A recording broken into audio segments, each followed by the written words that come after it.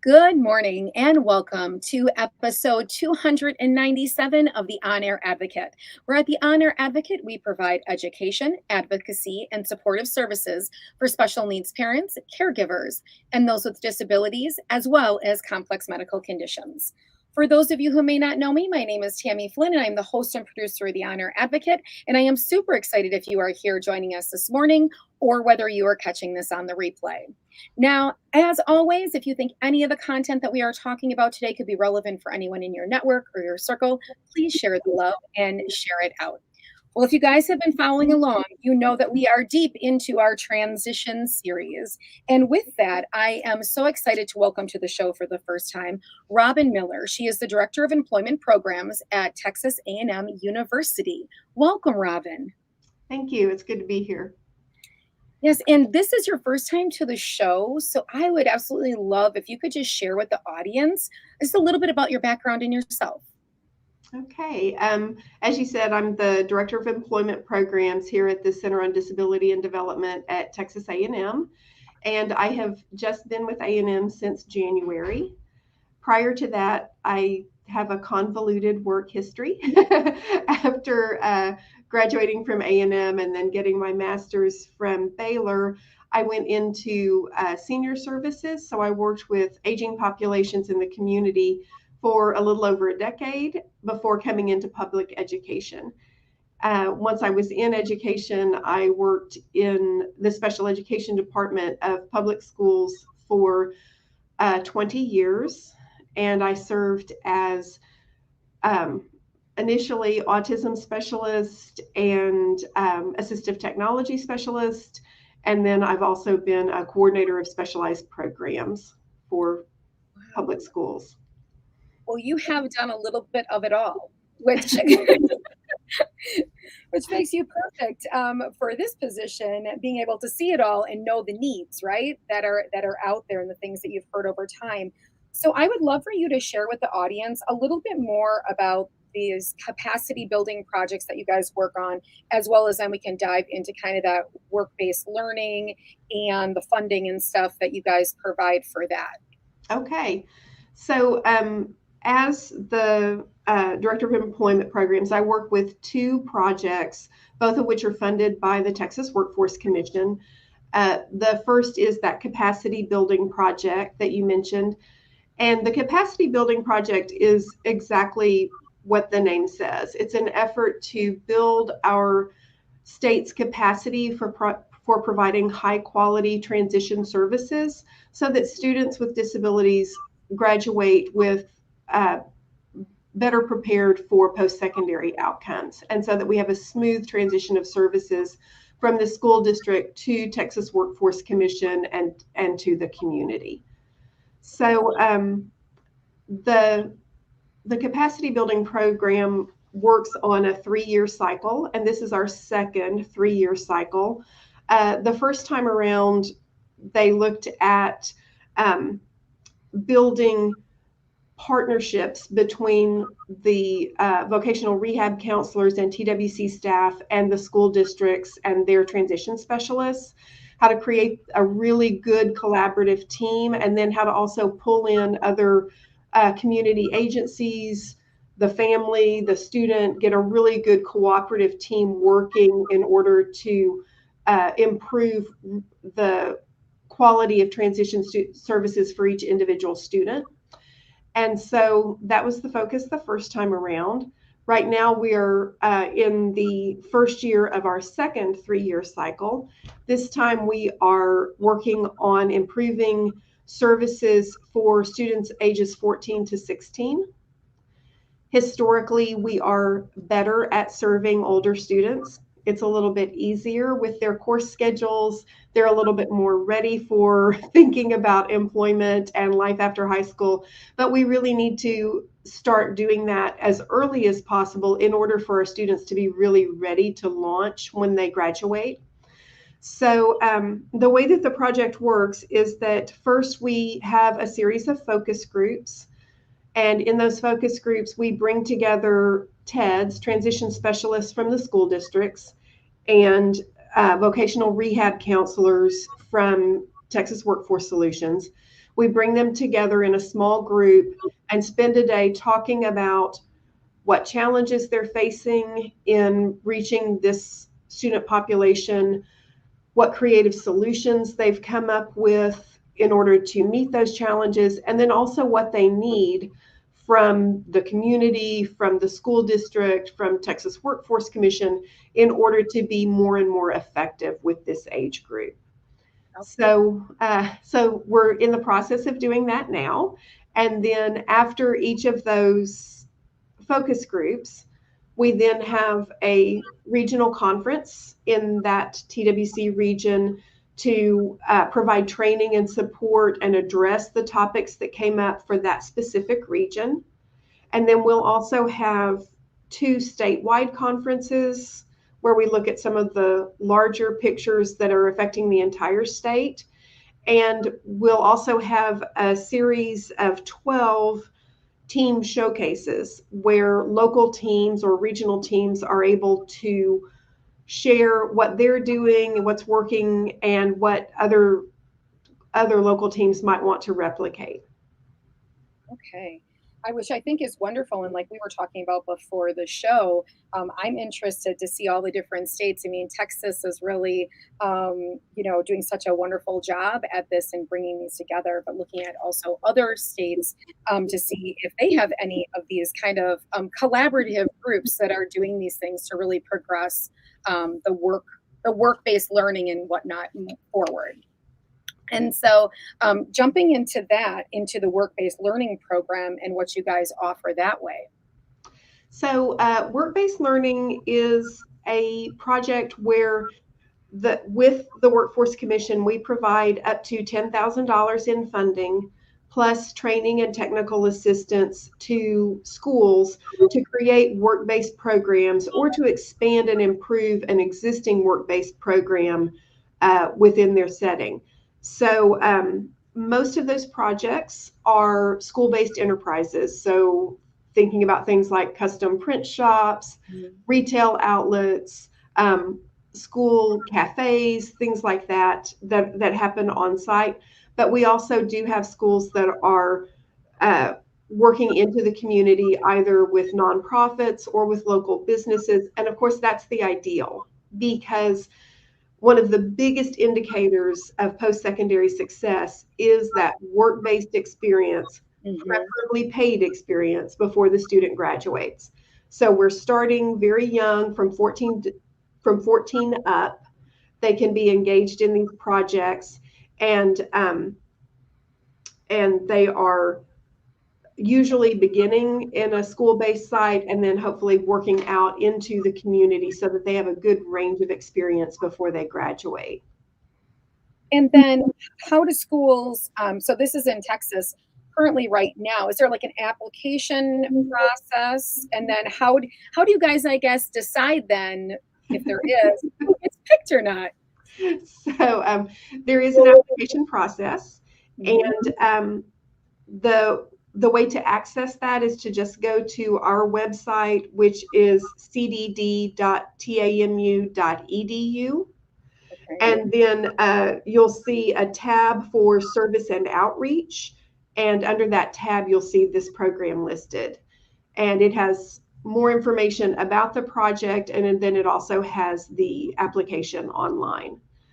The way that the process works is that it runs from June to the end of May each year. So we cover the preceding summer and then a school year, so that hopefully as many schools as possible can do those applications early so they get the funding in a timely fashion for the coming school year.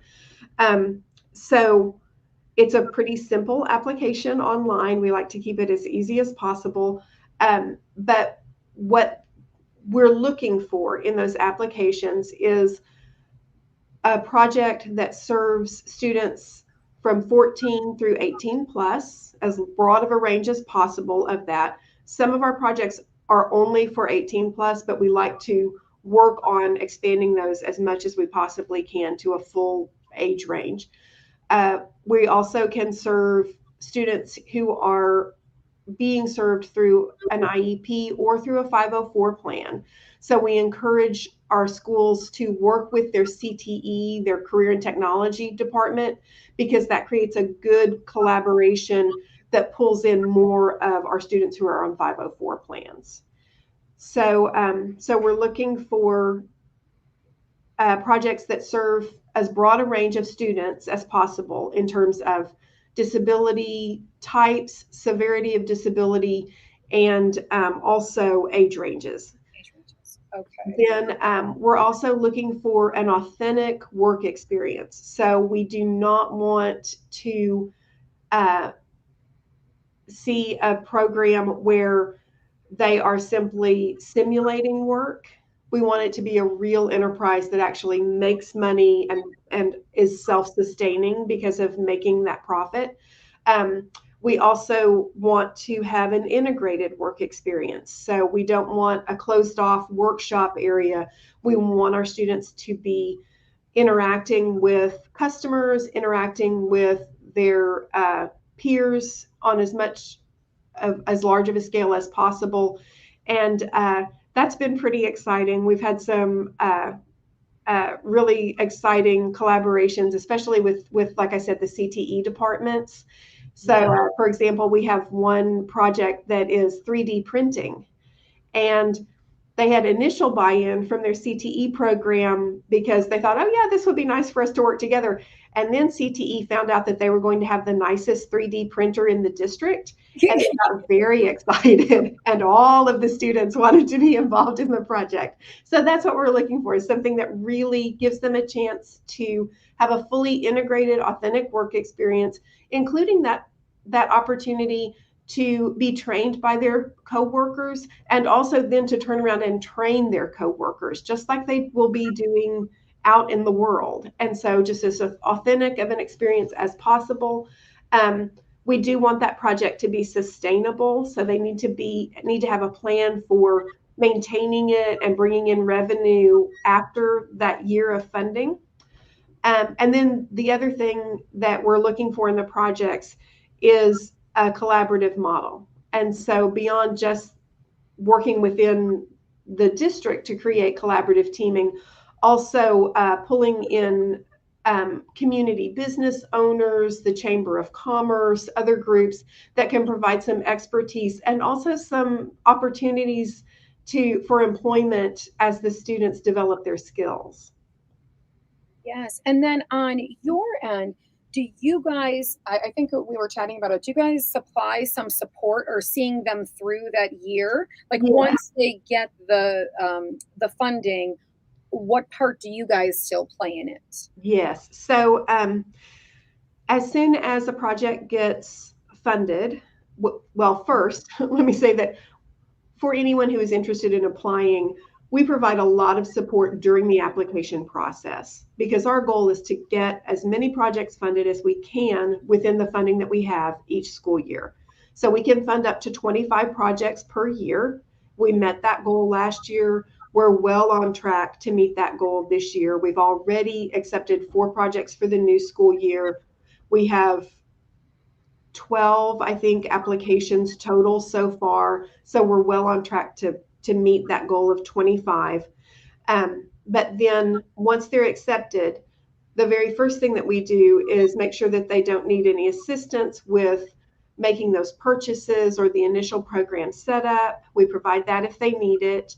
And then each district completes a self-assessment process where they just stop and reflect about how they're doing in work-based learning and in transition in general, and where they think they need training and support, where they feel like they have areas for growth.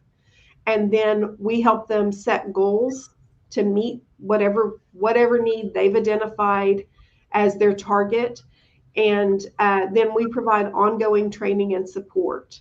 And so that includes bringing in experts for webinars and that sort of formal training, but also informal things like we're doing professional learning communities where rural districts can get together, or everyone who's doing electronics recycling can get together, or whatever, where they can learn from each other and share their expertise and their experiences and help each other troubleshoot.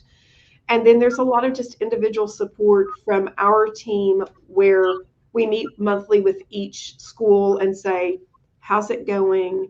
What do you need? What are your next steps, to make sure that they're supported all through that year of getting the program off the ground.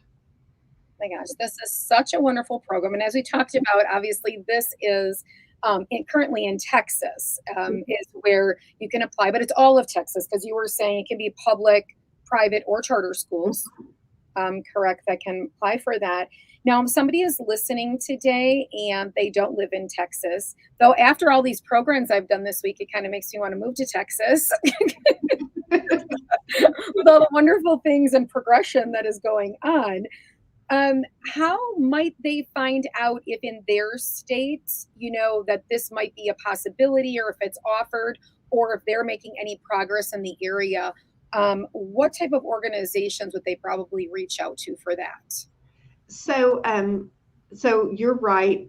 Every state has their own approach, and Mhm. and they all also have their own structure within each state. Right. So, the first place, if it's a parent looking for support, I would go to their school. If they're not connected with vocational rehab yet for their student, go ahead and reach out to vocational rehab to see what's available in their area.